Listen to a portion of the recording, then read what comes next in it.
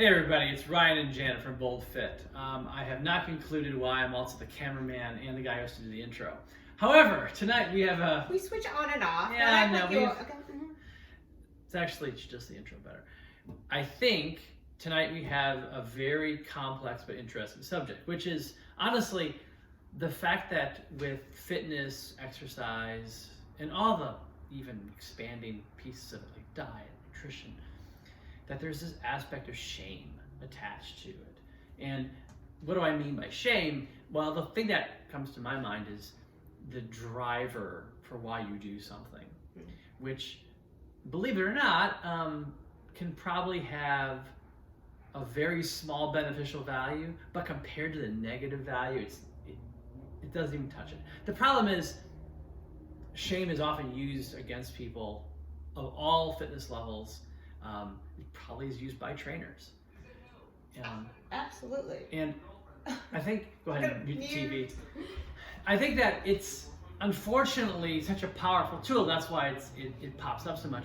But clearly, and believe it or not, there is actual research to this as far as this psychological response to negative versus positive feedback. Doing or using shame as some sort of tool to motivate people is a terrible idea. It basically ultimately defeats them even more harshly than when they started. But would you contend that, like, you know, in military training or other kinds of more like very regimented, you know, like they're taken down to a level where they're like equal, like everybody's a piece of shit. They come in. So, shaming. So that probably is an important part of it, especially based upon the hierarchical needs within the military. Right. However, clearly military training has changed over the last 20, 50, and 100 years. Okay, the way that it's applied is very different. So who's to say it won't become less of that and more of just empowering people? I mean, people who sign up, they sign up for a reason. Whether it's that they absolutely want to serve out of patriotism, or they have to because out of need, because they need the money and they need something to kind of kickstart their lives, get them together. They sign up for a reason. So I think it can be pretty serious, even though it has changed over a century or so. Okay, so anyway, shame, outside of Janet's incredibly niche reference. I'd say that's a technique, and in most cases I would like, you know, why would you ever do that? That's just defeats the purpose. But in a case like that, I'm sure there are other ways you could do it that wouldn't be as devaluing, degrading, right? But they have to, like, it's like basically punishing them into understanding that they are the same. Okay, so in a day-to-day in the gym, or a day-to-day even in our lives. So actually when this came up, we originally thought of it not even as reference to the gym, but just like us seeing ourselves, you know, in our day-to-day lives. And, you know, Jen and I talk about this a lot, that when you have any kind of view of yourself that has a hint of negativeness, of course that's what you see all the time. So I literally can't attach a good thought to this. It has nothing but good, but bad connotations. It's not a good motivator for any kind of long-term change to your life. It's a bloody beating force as opposed to a driving one that gives you, you know, motivation. Ultimately, it's just a punishment. So but again, shame is incredibly prevalent in the fitness atmosphere. So Janet and I watch other people's stuff. We watch other people's fitness videos, watch their posts on Instagram. All the time. And, you know, part of it is, you know, just research for our own business approach. And part of it, though, quite frankly, is what's going on out there and what are other fitness professionals doing. Right. And it's really funny. It's really funny, not because fitness professionals are inherently a funny group. The insecurity that exists within this community is impressive. I'm going to say we certainly have our own insecurities, so it's cool. But we're not going to make a video or an Instagram post about it today. Now, again, self-shame is a terrible weapon we use against ourselves. And maybe not surprisingly, when we're working with a client, we think about, how have they pushed themselves in the past, and why has it either failed or why has it maybe produced the wrong results? Oh, I like that. And this all sounds very medicinal too. I mean, end game generally means that people panicked, they wanted to work out, to lose weight. That was the only goal. There was no way to get there that was clearly set out. There was no necessarily intention. Or what's beyond that? It was driven purely by just immediate shame. And of course, it often not just fails, but fails miserably, and is a terrible experience and makes them even less motivated to want to come back and try it again. Absolutely. So the shame model does not work. And we do have to think about it frequently when we're working with our clients, what they've experienced, and also to make sure that we don't subtly add, that aspect to their workout. I've been talked to. I'm apparently Borat. I've been asked a few times by clients, like, you're not one of those who yells, right? No, I don't For yell. men or women or both or whatever, it doesn't matter. So everyone who's asked has been female. But they all asked, will I yell at them? And I said, that's seriously? not. Yeah. So I said very seriously, that's definitely not my style. In fact, I don't even like to say the motivational things anymore that seem a little above board, because working out in my 20s on with Janet, she can't stand like, dig deep, 2 more. She hates that. So I stopped doing it. It's like, no coaching. Yeah, just support me, be there physically to spot me, but I don't need a pep talk. And tell us what we're gonna do next, right? That's pretty much what we did. Yeah. So I don't even like that. I don't even like that though. It really isn't like big back in the middle of a workout.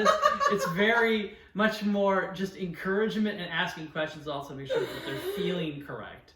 There is a lot of feel to it. So anyway. Lightweight. Right. I mean, I might yell lightweight. I would like that, but that's not for everybody. I have suggested in the past that when you're doing a heavy set, if you say to yourself under your breath, huge, while you're doing it, it actually helps.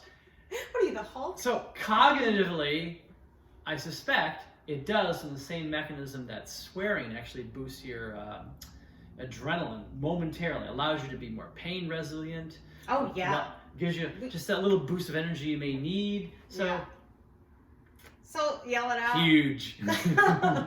Or wait. Yeah, buddy. If you swear when you're working out, it actually elevates your tolerance for discomfort. I don't want to say pain, but you'd be able to do something that was very challenging a little bit longer than you would if you didn't have that. And it's fascinating because there is a physiological response, right? That enables this. And to me, I don't know. That's just a fascinating thing. I'd like to thank Nicolas Cage for this high level of History science. of swear words. Which, by the way, if you watch Netflix. History of Swear Words, first of all, it's not going to make you smarter, but you will learn something. And also, it's validating. I want anyone to message me who's weirded out as well as I am by Nicolas Cage's goatee, because it's so dark. He obviously really dyed it dark. I'm like, just come on, baby, look at some gray. It's cool. Anyway, okay. So this is a big topic, right? Because I don't know what necessarily the origins of this makes me think of the oranges. Anyway, the origins of this idea that you had to be negative, that you had to break somebody down, you have to really make them feel like they're completely worthless. And this is a technique that not only was prevalent here in the United States, but overseas in the former Soviet bloc. In many of those countries, they continue to practice this, and to a very severe degree. And there's documentaries out there now of different types of athletes who have to work under these conditions, and you're just astonished how anybody could survive in that kind of negative coaching, and that was what was happening at the Caroli Ranch in Texas with the USA Gymnastics. This says so much about both your age and your family origins. You're like, not only did you say Russia, she said Soviet. But it's true, and and that's why like very negative things ended up coming from that situation. So it's really important to talk about it, and not just in the perspective of that. Like, that's pretty extreme. But like, I talk about this a lot, and I mention this a lot here. When I'm on, social media, and I don't post like regularly, whatever, but I do kind of glance through it maybe like once or twice a day, and it does somewhat. I feel dismayed a lot because like, I'm part of this environment, but at the same time, like, how do I not be those things that I can't stand? And can't stand things are like seeing women who are incredibly ripped doing really like crazy lifts, or just showing off their body, or doing a bunch of squat workouts that just film their butt and they post it. Like, I'm sorry, I'm just being fucking as blunt as I can be, because people are gonna be like, you're such an anti-feminist. Like, how can you say that? Let them do what they want. Yeah, they are doing what they want. I'm just saying what I feel about it. I think that there's a population out there that sees that as the most prevalent, like the most top, like they'll be the top searches, Like if you Googled yoga, let's say, Google yoga and then go to the results for images, and I friggin' guarantee you most of the images that are immediately going to pop up are going to be a bunch of white skinny women. That's not, this is where we've come. Yeah, I'm certainly the first one to make fun of some of the cliches used on social media. Between men doing the double bicep pose, or women just having a close up with their butt while they're squatting. There's these overbearing cliches, and I think they're ridiculous. That's where we are right now in fitness. It just is. And I will, as always, silver lining that I am. There's not an absolute bad aspect to all of this. And why? For one thing, one of the big pushes the last couple of years has been women specifically really developing glute muscles, like really working on them. And the reality is, from a postural and just general health perspective, there's evidence that's a good idea. Yeah, I don't disagree. Plus, better body images as a result of it. Much so. Because why? Because the media has said it to be the hot, sexy thing now? Media doesn't buy stuff. People buy stuff. People, okay, but they have to channel it through. That means there were actually like ass focus groups. Yeah. That basically told the firms that this is what people want. Yeah. Yeah, like it's all day, every day. I'm so sick of seeing this shit. Now, yes. But here's what I was thinking about tonight. Because we did a video tonight. Ryan was very, very helpful and patient. I wanted to get a video. I had a nap to take. It was really important. I had to really get to that nap.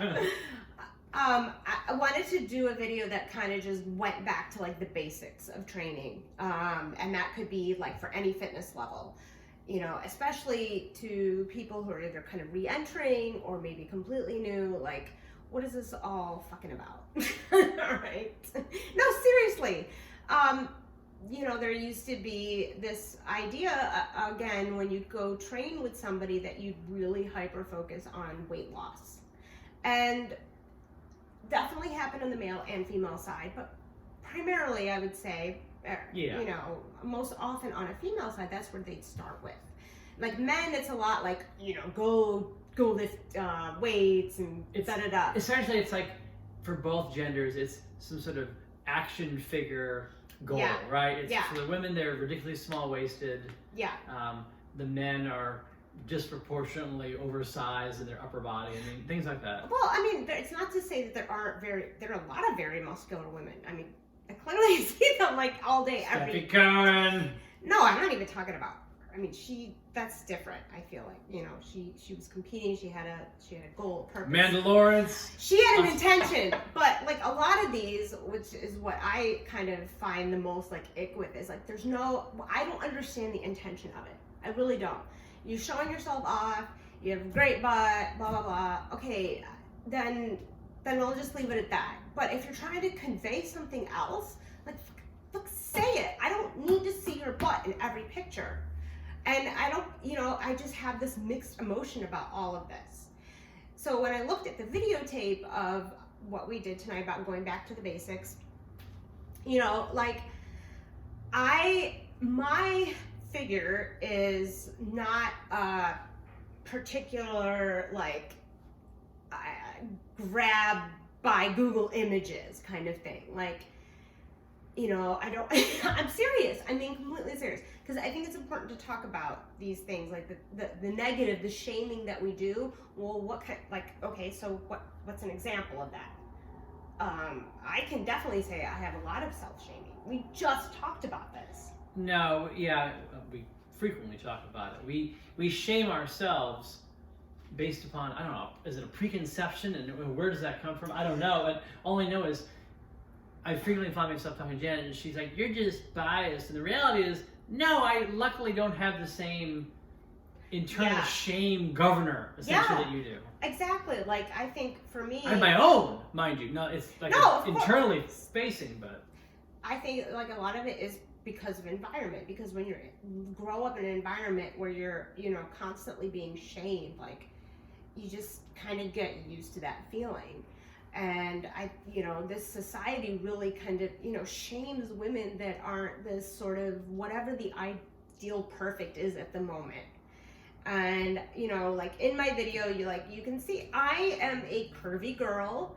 I'm short, but I'm not like petite by some sort of textbook standard. Like Gap and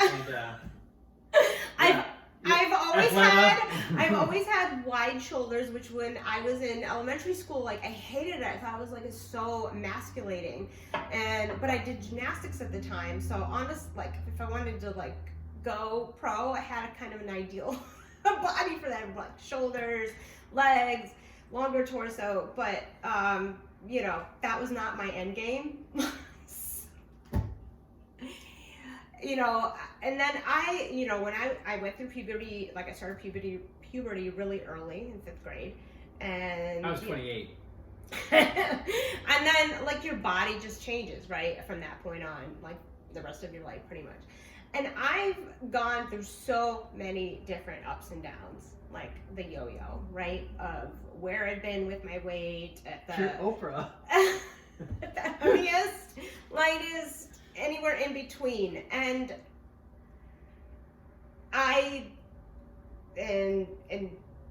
get this on a completely intelligible, logical level, because this is what I'm telling my clients. Like, okay, and you gave me a number, and so what? Tell me the rest of the story.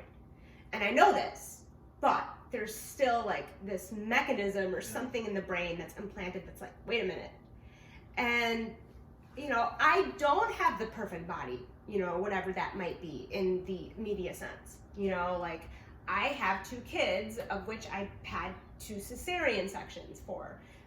Wasn't planned, had to have an emergency one with our daughter, and then my doctor didn't do vaginal birth after cesarean. So in any event, when you have a cesarean done, they have to put an incision somewhere, either like down your abdomen, or a lot of places they do it on the bikini line now. But there's a section down there that is just numb because of what happened, and you had to be like numbed up, right, to be able to have this procedure. And it's not something you can exercise away. you can get surgery, cosmetic surgery, to you know, get rid of that. But you know, it's just a fact, unless you have like some like genetic predisposition post cesarean, that you're just gonna have it. And I know, like, it's like in my videos, it's like you're gonna see things like, you know, that aren't gonna be necessarily all neatly tucked into my clothing, and I feel like, oh, like, why should I do that? But at the same time, like,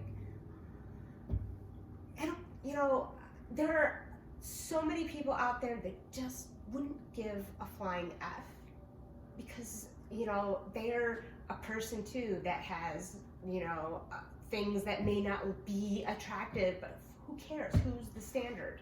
I think, so just to find our sort of summary statement here, I think you have found the main answer, which is a sort of reasonable acceptance, right? Yeah. There's an acceptance where, yeah, you may want to change certain things, or at least better the quality. When I want to say better the quality, because I think of someone who's starting to exercise. I don't care if they even lose weight. I want their quality of life to improve, and that may relate to losing weight, or it may relate to, you know, more mobility or strength. But they do still have to accept some on the front end, because it allows them then to accept how much effort they're going to go through. It also allows them to do it without this sort of artificial drive or shame. Yes. They have to accept sort of, okay, so, you know, and kids and I talk about this a lot. The other day, my son said, and it was very touching. He's like, I want to be like you when I get older. And I'm like, what, fat? And he's like, no. I'm like, bald, old, what? And he said, no, strong. And I was very happy with that. And I kind of thought, see, even my son accepts, you know, I'm a little shinier up top than I used to be. I'm certainly a little longer in the tooth, and potentially a little too far into the secret snacky cakes I eat in the pantry. But I can enjoy what I have and improve upon it, which might mean, you know, either weight loss, or maybe not weight loss, maybe actually the opposite direction. I guess, but the acceptance is the best first start. It's freaking hard. Yeah. It is. And it's an ongoing thing too. That's why it's really hard. It's not that you do it once and it's cool. It kind of comes back around, and you have to rethink about it. And nothing will ever be good enough, no matter what. Yeah. But you do have to sort of make it so it's not desperate. No, I know, but you know, that's just too hard a place to have your head. That's a slippery slope. You know, I just think it's important to talk about it because of the kinds of images that have been projected about women, bad, good, and everything in between, you know, that I should feel okay to show my body. Like, I don't want to say like I need to be like provocative or something. I'm saying like I don't have an ideal type, but I can still teach you things that probably some of those ideal types aren't doing, knowing, or offering. Because she accepts she's old. She's experienced. Wisdom. Wisdom is a big thing. It's a big thing. So why don't you close us out? So I actually, you know, I will say when I'm training my clients, I have like a pretty wide like age group, and I actually feel pleased that more and more of the, you know, my female clients come with the purpose, intention of I want to be stronger, I want to feel better in my daily life, like things that matter as far as fitness goes. And I hope that more people, whatever avenue they might pursue, will look at it like that instead of a body type, a number, you know, whatever is the current sexy. And that goes for men too. Men go through the same kind of issues, like tall, skinny guys feeling like they can't ever get muscle, and there's a lot of outlets out there, because I did some research on that, and I was like, there's a lot of information. Apparently about this. YouTube took some real serious time. No, not just YouTube, like all kinds of forums. So, like, it's a thing. It's obviously a thing. And, you know, then we have to re-examine. Why are we doing this in the first place? What's the point? I'll never get to that. And I'm not saying, like, don't be negative. Like, think positively. You can. I'm just trying to be pragmatic. I want you to not have a heart attack in a month. How about we, like, work on things that kind of mitigate that? And not to that extreme, but you know what I mean? That's what I want to put out there. It's an oddly thoughtful and prescient way to end. So, as always, for Ryan and Jennifer and BoldFit, please subscribe if you haven't already. Click like on the video if you like it. Certainly, if you want to see more rambling musings from us, give us a subject. We'd love to talk about it. It'd be great. We're talking about, I don't know, Neil Young's sideburn evolution of the years. Happy to talk about it. Or GMO science for and against. Sign this up. Agreed. Take care, everybody. Peace out.